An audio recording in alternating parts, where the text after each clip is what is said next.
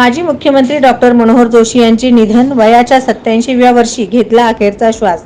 महाराष्ट्राचे माजी मुख्यमंत्री आणि शिवसेनेचे ज्येष्ठ नेते डॉक्टर मनोहर जोशी यांचे आज पहाटे निधन झाले।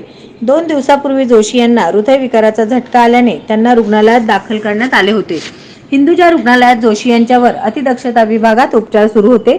मात्र आज पहाटे मनोहर जोशी यांनी अखेरचा श्वास घेतला।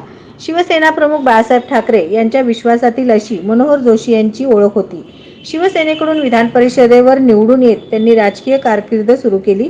शिवसेनेकडून जोशी यांनी मुंबईचे महापौरपदही भूषविले होते। 1995 मध्ये शिवसेना भाजप युतीचे सरकार सत्तेत आल्यावर शिवसेना प्रमुख बाळासाहेब ठाकरे यांनी मनोहर जोशी यांच्यावर मुख्यमंत्रीपदाची जबाबदारी सोपवली होती।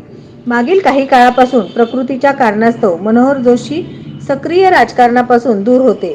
जोशी यांचे पार्थिव अंत्यदर्शनासाठी माटुंगा पश्चिम रुपारेल कॉलेज जवळील W54 या त्यांच्या सध्या निवासस्थानी सकाळी 11 ते दुपारी 2 या वेळात ठेवण्यात येणार।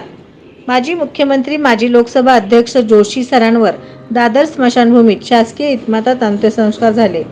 मागील वर्षी मनोहर जोशी यांनी मोठ्या आजारावर जिद्दीने मात केली होती। नवनवीन बातम्या पाहण्यासाठी SB न्यूज चॅनलला लाईक करा, शेअर करा, सबस्क्राईब करा।